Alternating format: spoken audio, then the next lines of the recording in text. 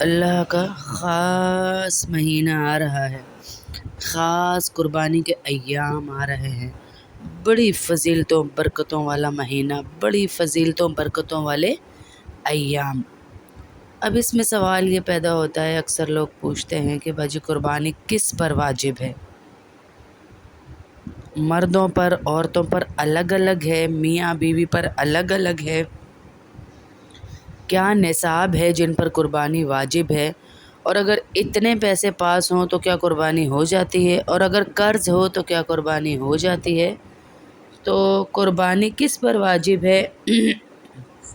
اس کا نصاب کیا ہے؟ تفصیل سے بتا دیں۔ کشمیر سے ایک بہن پوچھ رہی ہیں۔ تو قربانی کے نصاب میں 5 چیزیں دیکھی جائیں گی، غور سے خوب اچھی طرح ذہن نشین کر لیجئے۔ سب سے پہلے، اور یہ 5 چیزیں کس دن دیکھی جائیں گی؟ بقرہ عید کی صبح صادق یعنی 10 ذی الحجہ کی صبح صادق سے لے کر 11-12 ذی الحجہ کی غروب آفتاب تک، 3 دن قربانی کے جو ہیں 10، 11، 12۔ کوئی شخص بھی اگر صاحب نصاب ہو اس پر قربانی واجب ہے۔ صاحب نصاب کا مطلب کیا ہے؟ کسی کے پاس سونا ہو، چاندی ہو یا مال تجارت۔ تجارتی مال کا مطلب جو بیچنے کی نیت سے خریدی ہو، کوئی پراپرٹی، کوئی دکاندار کا کوئی سامان جو بیچنے کے لیے خریدا ہوا ہے، کوئی کپڑا خریدا ہے بیچنے کے لیے، خریدتے وقت نیت تھی بیچنے کی، یہ تجارتی مال کہلاتا ہے۔ چوتھی چیز ہے نقد رقم، جو بھی بینک میں کیش ہے آپ کے پاس اماؤنٹ ہے۔ پانچویں چیز ہے ضرورت سے زائد سامان۔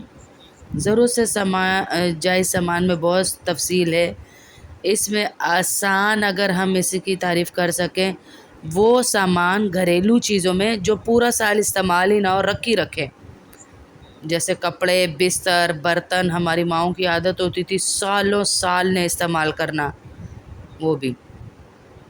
اور اسی طرح ایک پراپرٹی پڑی ہے جو نہ آپ نے کرائے میں دی ہے نہ آپ اس میں رہتے ہیں، وہ بھی ضرورت سے زائد میں داخل ہے۔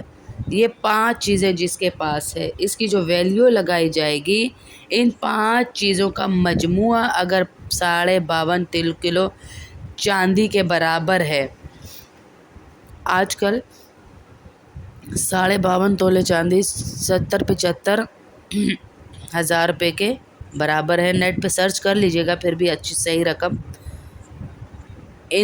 کسی کے پاس یہ 5 چیزیں یا 5 میں سے 2 چیزیں یا 1 چیز یا 3 چیز یا ایک بھی چیز 52.5 تولے چاندی کے برابر ہے اور قربانی کے 3 دن تک رہتی ہے اس کے پاس، تو ایسے شخص پر قربانی واجب ہے، وہ صاحب نصاب کہلائے گا۔ 10، 11، 12 تک، 13 تک نہیں، سوری، تو اس پر قربانی واجب ہے، بشرطیہ کہ یہ 5، 4، 2 یا 1 چیزیں جو ہیں، سب سے پہلے اس کا قرضہ مائنس کیا جائے گا۔ قرضہ مائنس کر کے 52.5 تولے چاندی رہ جائے تو پھر، اور اسی طرح جو اس پہ گیس بجلی کا بل جو ہے وہ بھی مائنس کر کے، یا مہینے کا جو راشن ہے، جو خرچہ ہے، وہ بھی مائنس کر کے وہ بھی مائنس کیا جائے گا۔ مائنس کرنے کے بعد اگر 52.5 تولہ چاندی کے برابر رقم بچ رہی ہے تو پھر وہ قربانی دے گے۔ عورت کیسے قربانی کرے گی؟ عورت کے پاس اپنا سونا ہوتا ہے، چاندی کا نصاب ہوتا ہے، اس کے ساتھ اگر 1 روپیہ بھی ہے تو پھر بھی وہ قربانی اپنی کرے گی، اپنی قربانی۔ مطلب یہ نہیں کہ جا کے پیسے دے گی، یہ کرے گی، وہ کرے گی، تو شوہر کو بھی دے دے کہ میری طرف سے کر دے تو ہو جائے گی۔ اب عورت کے پاس پیسے تو نہیں ہوتے، سونا ہے، چاندی ہے، لیکن پیسے نہیں، تو وہ اس میں سے بیچ کے دیں، یا پھر سارے سال میں تھوڑے تھوڑے پیسے اتنے جمع کرے کہ وہ کم از کم قربانی دے سکے، تھوڑا سا دل بڑا کرے، جب اللہ نے اتنا دیا ہے تو اللہ کی راہ میں بھی دے انشاءاللہ۔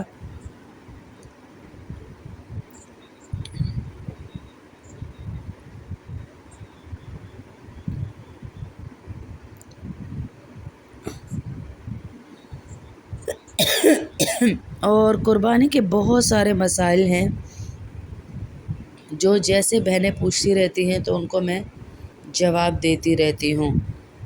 بہت زیادہ پوچھتی ہیں عورتیں تو میں بتاتی رہتی ہوں.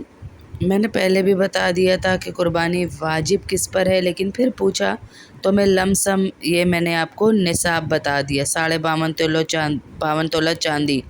اتنی مالیت کا سونا ہو یا چاندی ہو یا تجارتی مال ہو یا جو چیزیں آپ کو بتائیں یہ ہو، اتنے مال کے برابر کیش رقم بھی ہو تب بھی آپ پر قربانی واجب ہے. اب آپ دیکھیں جنہوں نے 1.5 لاکھ کا موبائل رکھا ہوا ہے، بے شک وہ یوز کا ہے، یوز کی چیز ہے، لیکن ہے تو صحیح نا جی، ہے تو صحیح نا. ایک یوز والا اور ایک ایکسٹرا رکھا ہوا ہے، اس ایکسٹرا کو بیچ کر آپ قربانی تو دے سکتے ہیں نا.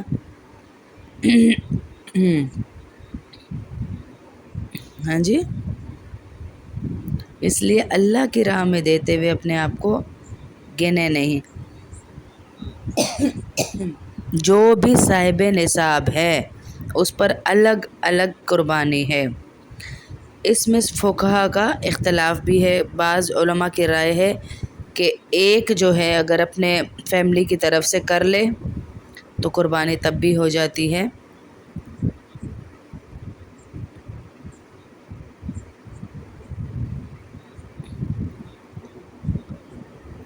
لیکن کبھی ایسا نہیں ہوتا کہ ایک کی عبادت دوسرے کی طرف سے قبول ہو جائے.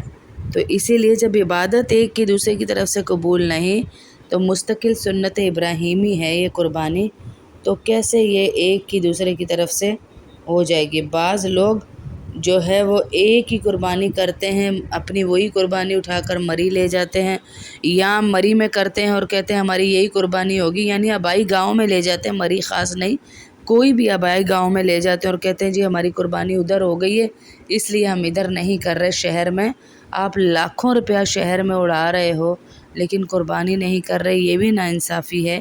ان معاملوں میں ہم اتنی ناپ تول کریں اور باقی معاملوں میں ہم دلوں کو کھلا رکھیں، یہ بھی ناانصافی ہے. اس طرح بھی نہیں کرنا چاہیے ہیں.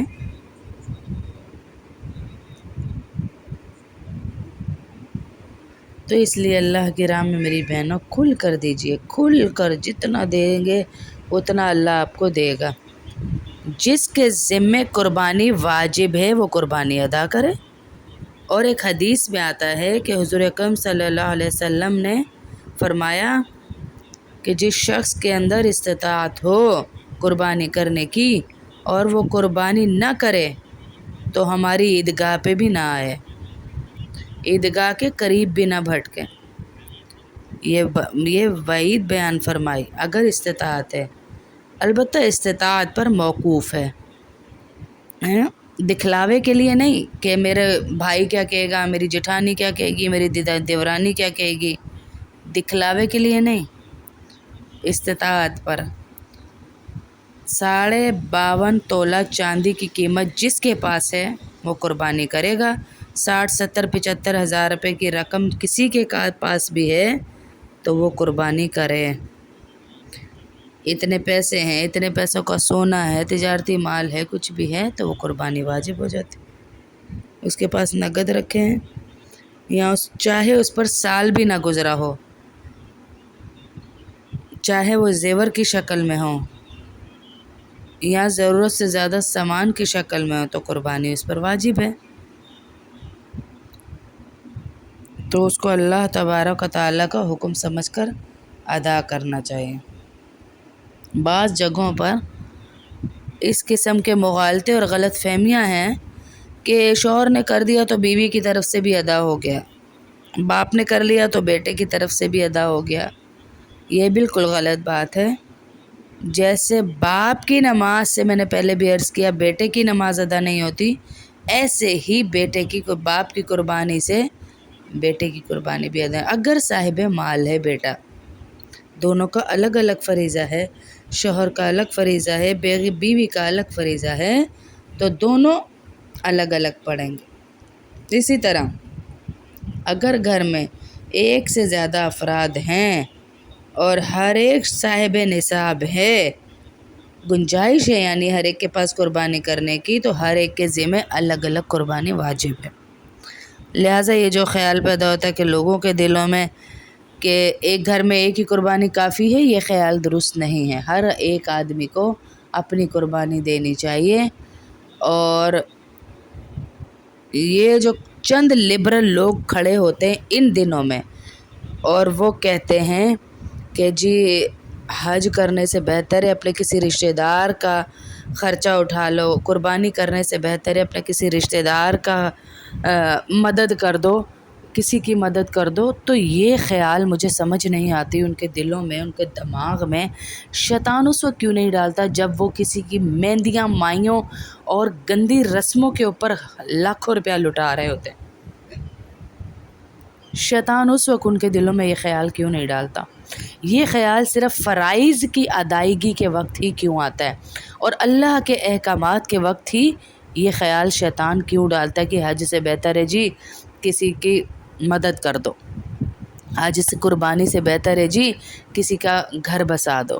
کیوں یہ آپ کو دنیا میں باقی کام کرتے وقت خیال کیوں نہیں آتا؟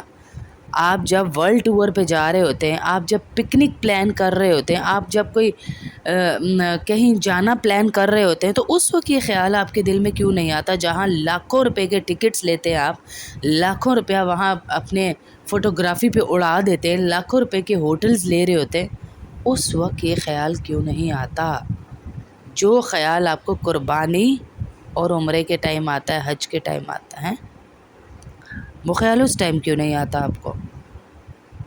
تو پھر آپ کو بتانا چاہیے، آپ کو کہنا چاہیے میرے اللہ کا حکم۔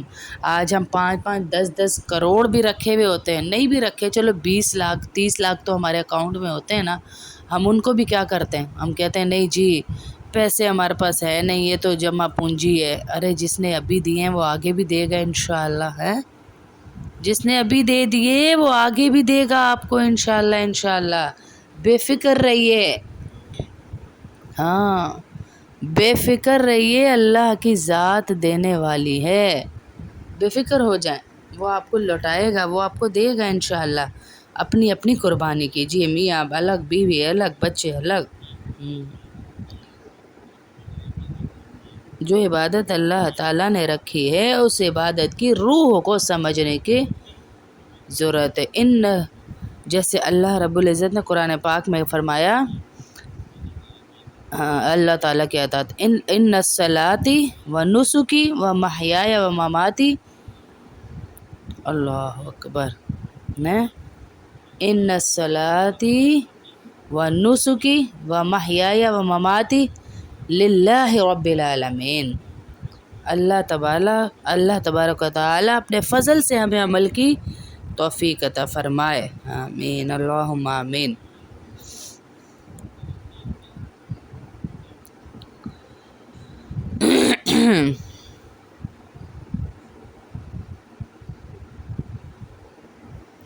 اور ہمیں سمجھ کی توفیق عطا فرمائے، اللہ ہمیں سمجھ کی توفیق عطا فرمائے کہ ہماری سمجھ میں کمی ہے جو ہم نہیں پہنچ پا رہے، ہم ان اعمال سے فائدہ نہیں اٹھا پا رہے۔ اگر ہمارے سمجھ میں کمی نہ ہوتی تو ہم ان اعمال سے کبھی بھی محرومی نہ لیتے۔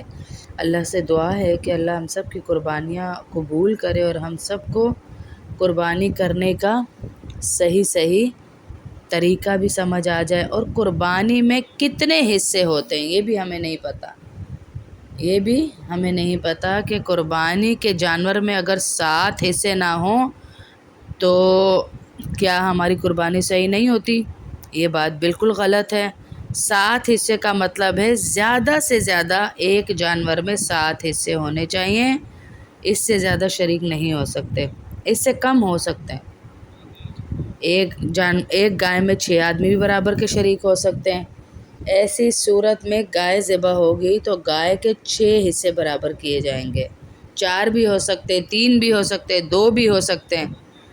جب 2 آدمی ایک گائے یا اونٹ میں ہوں گے تو 2 حصوں میں برابر ڈیوائیڈ کر دیں گے، اور ایک اکیلا آدمی بھی پوری گائے کر سکتا ہے۔ یہ غلط ہے کہ طاق حصے بنائے جائیں۔ تو عورتوں پر کیا قربانی واجب ہے؟ میں نے پھر کہا جی بالکل، عورتیں اگر صاحب نصاب ہیں تو ان پر قربانی واجب ہے۔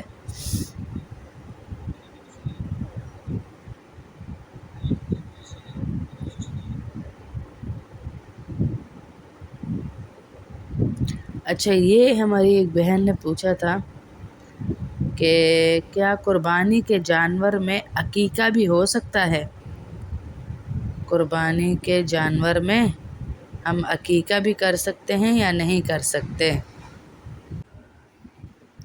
جی، قربانی میں ہم ایک حصہ گائے قربانی کا ڈال لیں اور ایک حصہ عقیقے کا ڈال لیں تو تب بھی عقیقہ ہو سکتا ہے۔ جیسے آپ کی کہیں پہ حصہ ڈالا ہے گائے میں، تو ایک حصہ آپ واجب جو پہ قربانی ہے اس کا ڈال لیں اور ایک حصہ عقیقے کا کر ڈال لیں تو آپ کا عقیقہ بھی ہو جائے گا اور قربانی بھی ہو جائے گی۔ اور جو شخص قربانی کی نیت کرے اس کے لیے بال اور ناخن کا نہ کاٹنا مستحب ہے۔ ہم لوگ کہتے ہیں ہائے بال اور ناخن کاٹ دیے، پتہ نہیں اس کی قربانی ہوگی یا نہیں ہوگی۔ مستحب ہے، کوئی فرض یا واجب نہیں ہے، مستحب ہے۔ اگر کر لے گا تو ثواب ملے گا، یہ عمل نہیں کرے گا تو گناہ نہیں ملے گا، مستحب عمل ہے۔ تو اس کو فرض اور واجب کے ساتھ نہ جوڑا جائے کہ نہیں کیا تو اب اس کی قربانی بھی نہیں ہوگی، نہیں کرے گا تو گناہ ملے گا، ایسا کوئی بھی اس میں دخل نہیں ہے۔ عقیقے کا بھی آپ کا ہو گیا اور قربانی کے نصاب کا بھی آپ کو بتا دیا اور جانوروں میں کتنے حصے ہوں گے یہ بھی آپ کو بتا دیا۔ تو اس لیے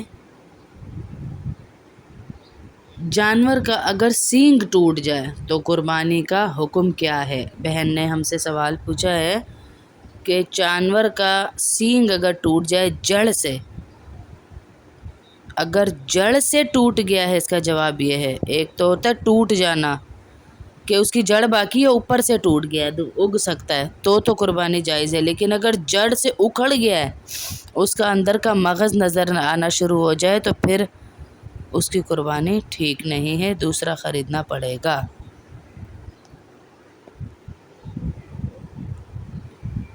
اور ایک بہن نے ہم سے پوچھا ہے کہ کن جانوروں کی قربانی جائز ہے؟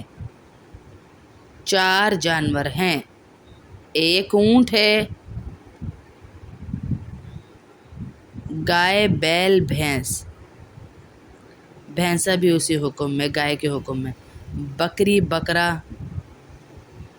دمبا، بھیڑ، چکی والا یا وداؤٹ چکی جو بھی ہو، وہ 4 قسم کے جانور ایسے ہیں جن کی قربانی جائز ہے۔ آج کل لوگ یوک کے بارے میں بہت پوچھ رہے ہیں، چترال وغیرہ میں ہوتا ہے، جنگلی جانوروں کی قربانی جائز نہیں ہوتی، پالتو جانوروں کی قربانی جائز ہوتی ہے، باقی کسی کی نہیں۔ اور قربانی کے گوشت کے بارے میں ہماری کچھ بہنیں پوچھ رہی تھیں، تو دیکھیں جی، قربانی کا گوشت اول تو آپ بانٹیں، ٹھیک ہے، لیکن اگر آپ نے پورا سال کبھی گوشت ہی نہیں کھایا اور پورا سال آپ کو گوشت نصیب ہی نہیں ہوا تو آپ گوشت خود بھی رکھ سکتے ہیں، اس میں بھی آپ کوئی گناہ گار نہیں ہے، سارا گوشت بھی خود رکھ سکتے ہیں۔ ویسے 3 حصے بنائیں، جس کی تفصیل انشاءاللہ آہستہ آہستہ میں بتاتی رہوں گی، ابھی دن ہیں کافی، تو 3 حصے ویسے بنائیں، لیکن سارا گوشت بھی خود رکھ سکتے ہیں، اس میں بھی گناہ نہیں، اگر آپ نے پورا سال کبھی گوشت نہیں کھایا تو۔